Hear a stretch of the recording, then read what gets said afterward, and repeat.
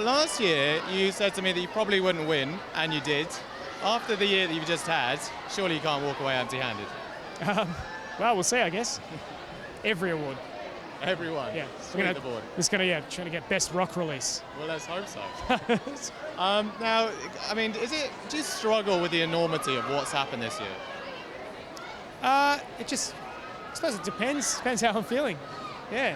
Sometimes it's fascinating and exciting, and other times it's weird and confronting. Yeah. But generally, it's been a lot of fun, and I've learnt a lot in the last year, and learnt a lot about, yeah. But I think just in terms of how I want to make music and what kind of music I want to make and how I want to put it out there. So it's been good experiences, but it's shown me it's given me a lot of perspective on different sides of the industry, and touring widely internationally for the first time, learnt a lot about staging shows and differences in venues in different parts of the world. And it feels like I've kind of taken a lot from it that I can apply. And how do award shows fit into that experience? I don't know. That's mostly for me. It's just nice to see a lot of people you don't get to see in one place. Yeah. So I haven't been in Australia much this year. It'd be nice to see a lot of people, other musos whose work I respect and who are friends who I haven't caught for a long time. So, who do you think might win awards tonight? I don't know. People who are nominated. And what would it mean to you to win?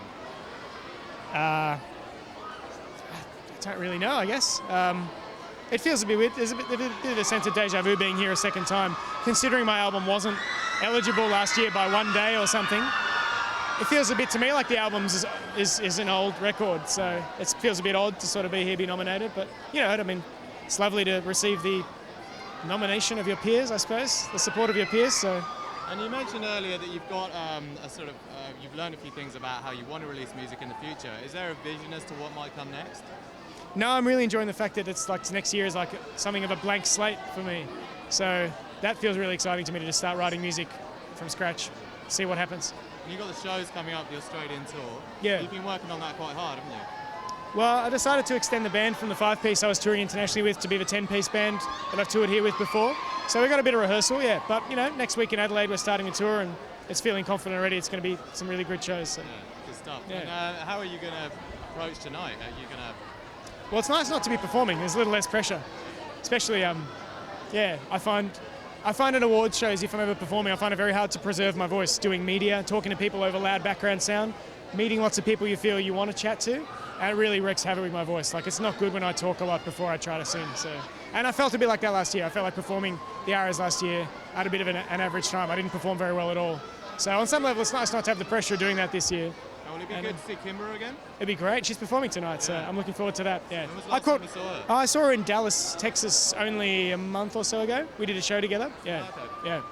And I mean, do you ever get sick of a song performing it? There are times when I catch myself in the middle of it, realizing that sometimes I don't always feel in the headspace to want to perform the song because it's a very intense song and it requires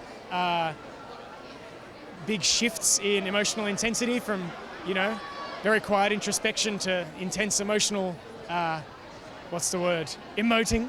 So there are just times sometimes when I catch myself feeling like I'm not sure I feel like I have the energy to kind of put that out there genuinely.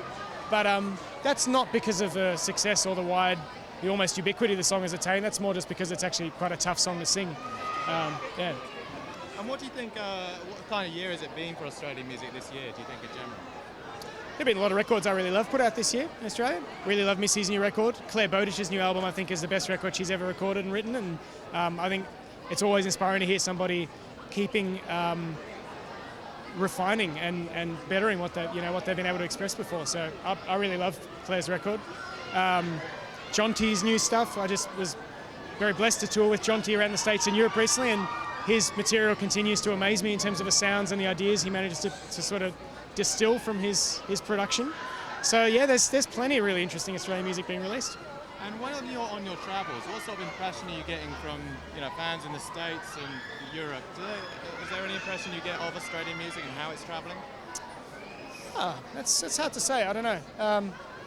I get a lot of lovely comments from people who, through whether it's doing shows with Missy or Jonty, that people have cottoned onto their music, which feels odd to me, especially with Missy, because Missy's been so widely known in Australia and so successful and so popular, to then have other people telling me they heard her music first because she was supporting me in the States somewhere. That's quite odd to me. And she's had a lot of success in the States, so that's been kind of surprising. But no, I mean, meet a lot of people who sort of think there's a lot of fantastic music coming from Australia and are actively exploring and finding it. So that's lovely to hear. Yeah. Listen, have a great night and good luck. Thanks a lot. Cheers, guys. Cheers. Bye.